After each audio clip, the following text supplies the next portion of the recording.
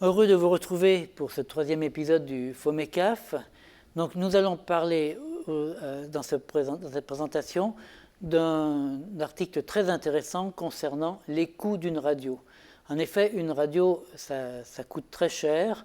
Il faut abandonner l'idée qu'ont certains pasteurs, ils vont dire « Ah, je vais faire une radio, je vais gagner de l'argent avec la publicité, ça va aider l'Église et je vais me payer un salaire de ministre. » Eh bien non, je pense que chaque pasteur qui veut faire une radio va plutôt débourser de sa poche plutôt que de retrouver beaucoup d'argent. Bien qu'il y ait d'autres modules dans les sessions du FEMECAF vont vous apprendre comment trouver de l'argent, et j'espère que vous allez y arriver, mais cela n'empêche pas qu'une radio coûte très cher, et nous allons voir ce documentaire à ce sujet.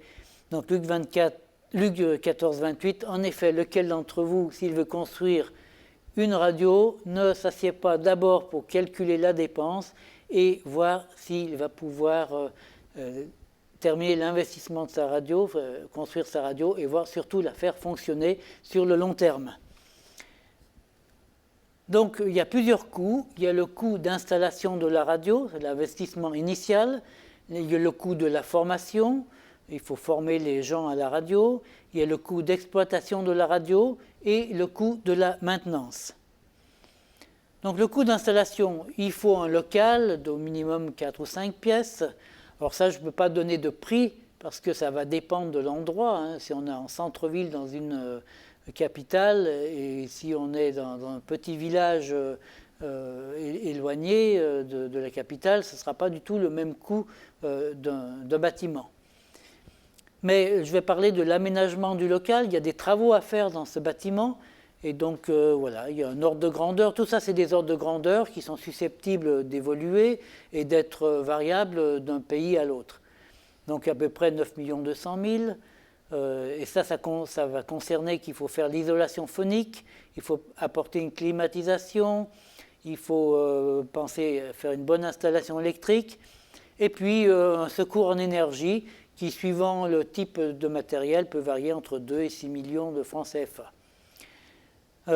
Ensuite, il y a le matériel de studio. Ça, c'est pas le plus cher. C'est à peu près 2 millions de francs CFA. On va dire, on peut avoir déjà...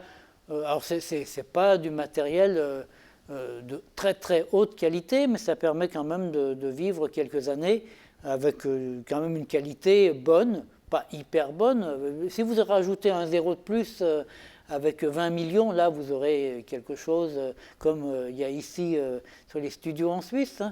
Mais avec 2 millions, vous aurez quelque chose de bien, même de très bien, sans être trop ruineux. Voilà. Le matériel radio, ça coûte quand même plus cher, 9,5 millions, peut-être 10 millions. Voilà, ça va dépendre beaucoup de la puissance de l'émetteur. Ça va concerner un traitement de son et l'émetteur pour 3,5 millions. Et puis il y a le pylône, ça comprend son installation, les antennes, la protection du pylône, comptez 6 millions. Donc on avoisine les 21 millions, presque 20 millions 700 000. En euros, ça fait 30 500 € à peu près. Ça, c'est le coût de l'installation. Donc ne pensez pas qu'avec 5 millions de francs CFA, où vous allez arriver à démarrer une radio, mais vous allez souffrir par la suite parce que vous n'aurez pas mis les protections qu'il faut. Vous auriez du matériel de mauvaise qualité, de bas de gamme. Donc voilà, pensez qu'il faut quand même cette somme de plus de 20 millions de francs CFA pour démarrer jusqu'au jour de l'inauguration. C'est ce qu'il faut investir pour une bonne radio. Je suis loin de ce que préconisent par exemple, les autorités au Togo. Ils disent à moins de 50 000 €, voilà, vous êtes en dessous de l'objectif que l'on voudrait que vous atteigniez. Donc 50 000, ça va être plutôt vers 40, même 50 millions de francs CFA. Alors le coût de formation, ça c'est un peu annexe, c'est le coût que l'on a, nous, en tant qu'Européens. Chaque fois que l'on se déplace en Afrique pour une formation, voilà, ça nous coûte à peu près 2 millions de francs CFA, ça comprend le voyage et l'hébergement. Alors ça ne veut pas dire que c'est seulement vous qui allez payer ça, mais souvent c'est une quote-part. Nous, la radio Eben, on paye une part et puis la radio paye une autre part. Mais là, je ne parle pas de qui paye quoi, je parle de ce que ça coûte tout simplement. Le coût d'exploitation, alors ça c'est un coût qui n'est pas one-shot, qui n'est pas initial, c'est un coût qui va être récurrent chaque année.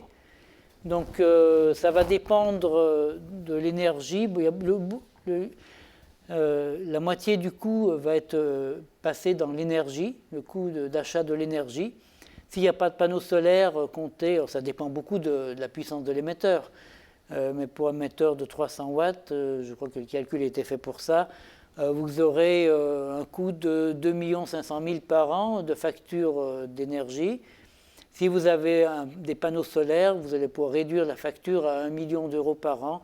Si vous faites, si vous avez une installation panneau solaire qui est optimum, sinon vous allez perdre de l'argent. Vous n'allez pas en gagner, mais vous allez en perdre.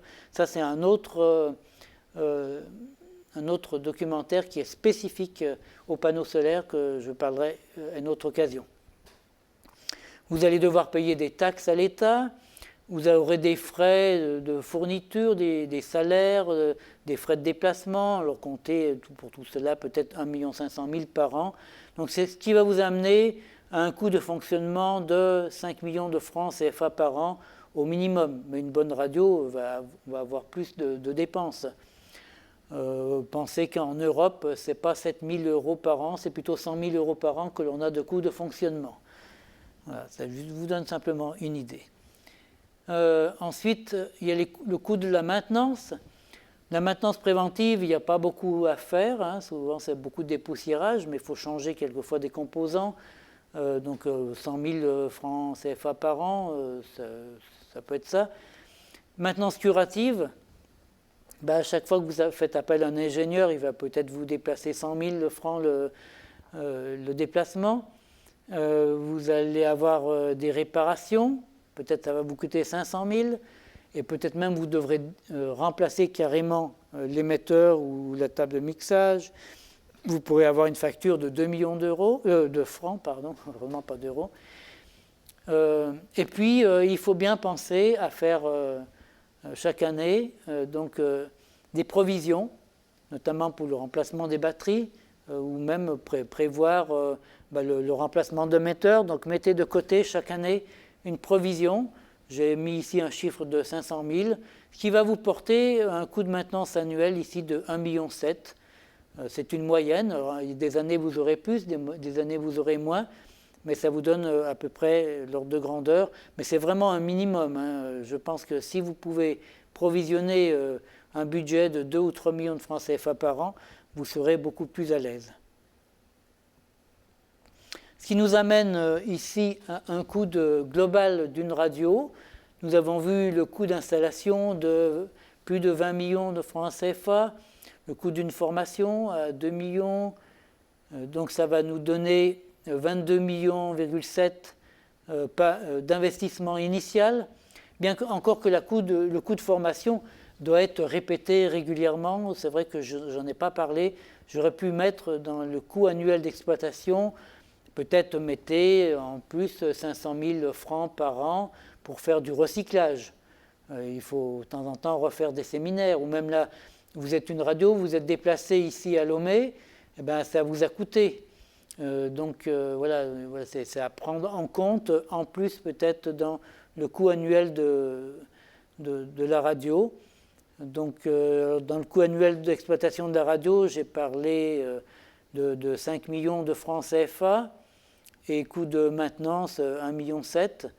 Donc voilà, peut-être que les 6,7 millions de francs CFA par an sont peut-être insuffisants. Il faut peut-être penser à 10 millions. Alors le problème qui se passe, c'est lorsque l'on est en dessous de ces chiffres-là, eh le matériel va vieillir parce qu'on n'aura pas les moyens de le remplacer. Et puis, non pas se retrouver avec un jour de panne, on va se retrouver avec 3 mois de panne, peut-être de non-diffusion. parce qu'on n'aura pas l'argent pour acheter un autre émetteur. On va devoir attendre de trouver soit le don d'un équipement, soit le don financier pour financer le redémarrage de la radio. À la Tour Eiffel à Paris, quand une radio a fait une coupure d'émission de plus de 10 secondes, alors là c'est le branle-bas de combat. Je vous assure qu'il y en a certains qui se font chicoter. C'est pour ça que l'on a des émetteurs de secours avec des systèmes de commutation instantanés où ça va faire une ou 2 secondes de coupure d'émission.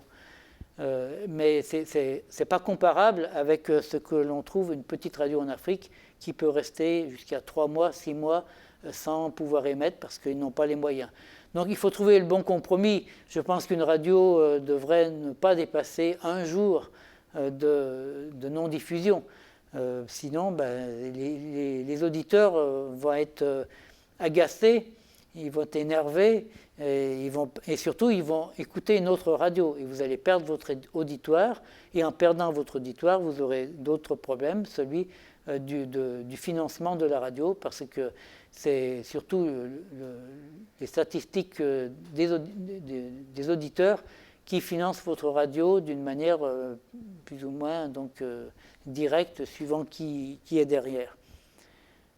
Voilà, donc je crois... Donc, quelles sont ces fameuses ressources pour une radio? Alors, ce n'est pas mon domaine de compétence, d'autres vont faire ça mieux que moi, mais je dis en deux, trois mots. Hein. Évidemment, pour qu'une radio fonctionne, chacun ici a déjà vu que c'est par la grâce de Dieu que vous fonctionnez, que vous soyez une radio bien établie avec un bon budget ou une petite radio qui n'a pas de budget. C'est la grâce de Dieu qui est derrière tout cela. Mais aussi les ressources, ce n'est pas seulement la grâce de Dieu, c'est aussi des ressources humaines. Hein. Ce sont les compétences du personnel. Les gens qui sont bien formés vont mieux faire fonctionner leur radio. Là, justement, la suite des précédentes FOMECAF à Lomé, la suite de la première, à la deuxième, il y a les amis d'Abidjan, ils m'ont dit « Ah, depuis qu'on a suivi tes conseils, on n'a pas eu de panne pendant 1 année. » Voilà, donc c'est toujours de l'argent gagné, du travail en moins. Donc de bons conseils permettent de gagner de l'argent, de diminuer les dépenses. Il y a aussi des compétences externes à la radio. On n'a pas forcément toutes les compétences dans une radio, donc on va faire appel à d'autres, peut-être dans d'autres radios, ou à des personnes qui sont en dehors du domaine de la radio, mais qui ont des compétences. Un électricien, voire un ingénieur radio, etc. Voilà. Et donc, nous ici, au FOMECAF, nous sommes là justement pour apporter ces compétences et vous les donner avec une grande joie. Et il y a aussi surtout l'entraide entre les radios, former des réseaux, entraidez-vous les uns les autres. Là au Cameroun, par exemple, ils ont des pannes d'émetteurs, et l'émetteur de secours qui est dans une radio va momentanément permettre, cet émetteur peut être partagé entre plusieurs radios, acheter à plusieurs radios dans une même région un émetteur de secours, et quand vous avez une panne, c'est cet émetteur-là qui va tantôt secourir une radio, le temps qu'elle répare ou qu'elle rachète un autre émetteur, tantôt ça sera le tour d'une autre radio de profiter de cette entraide entre radios. Évidemment, il y a la publicité, l'annonce des services publics, les partenariats avec des ONG, le don des églises et le don des particuliers qui vont apporter, je dirais, de l'eau au moulin pour chaque radio. Alors, un gros problème qui diminue les ressources, si ce n'est pas bien fait, c'est le problème de la diffusion multiple. Qu'est-ce que c'est que le problème de la diffusion multiple? Ce que j'appelle le problème de la diffusion multiple, c'est lorsque plusieurs radios diffusent sur une même zone de diffusion. Dans une ville, alors ça c'est très caractéristique dans les capitales, vous allez avoir jusqu'à une dizaine de radios chrétiennes. Alors, ça a des avantages. Ça permet une diffusion simultanée de différents programmes. Ça permet aussi d'avoir une offre de programmes élargie aux différents besoins de la population.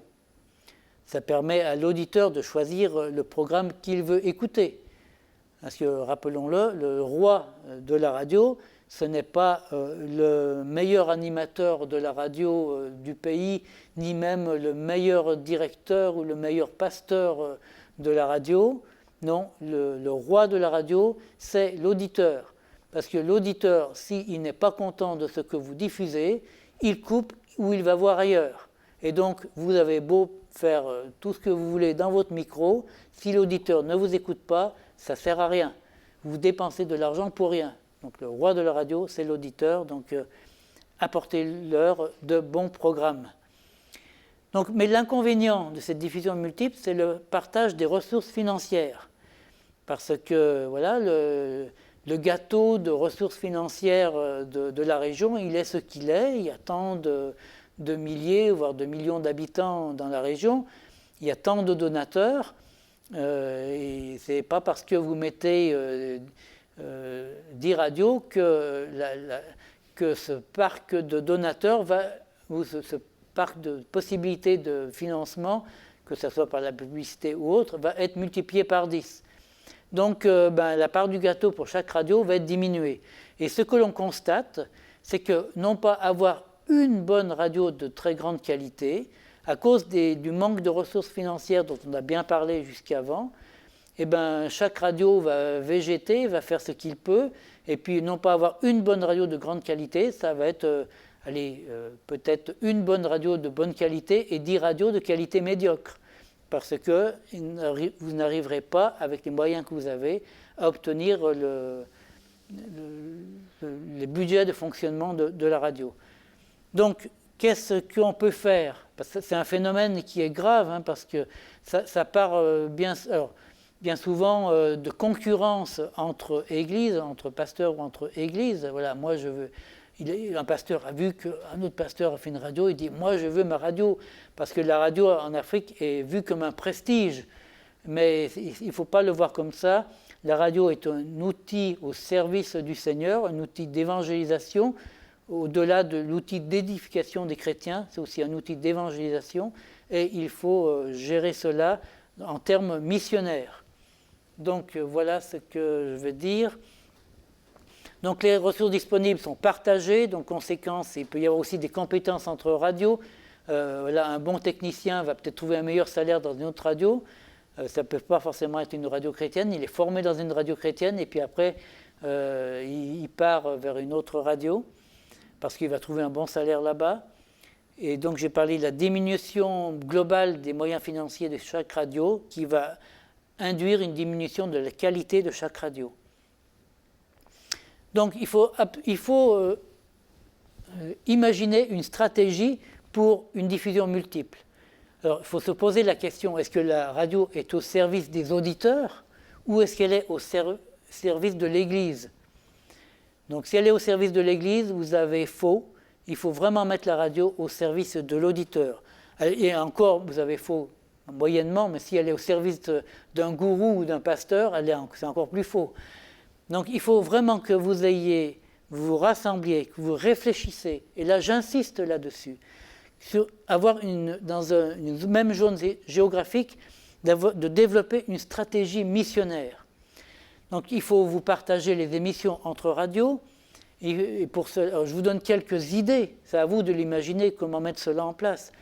Vous pouvez faire des annonces d'émissions d'autres radios, vous pouvez mettre une plateforme Internet commune, parce qu'à la radio, on va diffuser un certain nombre de programmes, mais il peut y avoir d'autres programmes annexes, de plus de réflexion, qui peuvent être relayés sur Internet.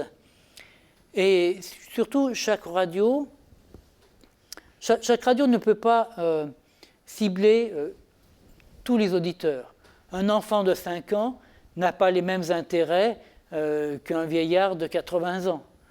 Une femme au foyer n'a pas les mêmes intérêts qu'un cadre, qu'un ministre, par exemple. Voilà, vous voyez, il y a des cibles d'auditeurs. Les jeunes, il y en a qui veulent écouter, certains veulent certaines musiques et d'autres voudront d'autres types de musique. Donc, c'est pour ça que c'est bien qu'il y ait plusieurs radios, mais pour cibler les auditeurs. Mais si trop de radios chrétiennes sont trop généralistes, elles vont apporter le même contenu et vont cibler les mêmes auditeurs, et ça va être de la concurrence entre elles. Donc il faut vraiment que chaque radio chrétienne développe une stratégie missionnaire, et puis il y en a qui vont dire, ben moi voilà, j'ai à cœur de cibler le public très jeune, d'autres peut-être à cœur de cibler le public féminin, d'autres d'être plus généralistes, d'autres de vraiment faire de l'évangélisation, et d'autres vont plutôt vouloir faire de l'édification pour les chrétiens. Voilà. Si vous êtes une dizaine de radios dans une même ville, vous pouvez imaginer que l'un et l'autre vont plutôt cibler leur public, mais seulement il va y avoir un problème, c'est que ceux qui vont cibler les enfants, peut-être, ils n'auront pas de moyens, parce que les enfants vont peu apporter d'eux-mêmes de l'argent. Peut-être leurs parents vont apporter, et si vous faites une bonne radio, ce sera les ONG qui vont apporter de l'argent, mais peut-être qu'il faudra avoir un pot commun des ressources pour que la radio la plus faible puisse puiser dans ce pot commun pour pouvoir se tenir à niveau, et que chaque radio arrive à avoir une qualité qui est la meilleure possible. Donc voilà, donc c'est une stratégie missionnaire au service de la radio qu'il faut vraiment réfléchir, vraiment penser. Alors déjà, dans le FOMECAF, on a déjà beaucoup parlé du partage des émissions, mais ça c'est très bien sur le contenu, mais moi je voudrais aller plus loin, que vous réfléchissiez vraiment sur le partage d'une stratégie missionnaire, mais là plus dans le cadre des ressources, cibler les auditeurs pour avoir de meilleures ressources, surtout de ne pas se faire de concurrence, et vraiment avoir à cœur l'auditeur qui est l'objectif final de la radio. Et donc mettre en place une gestion commune, partiellement, peut-être pas tout, mais une gestion commune de chaque radio, vraiment travailler ensemble et pas travailler en concurrence. C'est vraiment là le mot de la fin de cette, je vérifie, oui c'était bien la dernière, le mot de la fin de cette présentation sur quel est le coût de la radio, travailler ensemble pour mieux cibler vos auditeurs, avoir une meilleure stratégie et avoir de meilleures ressources. Voilà, que Dieu vous bénisse. À bientôt.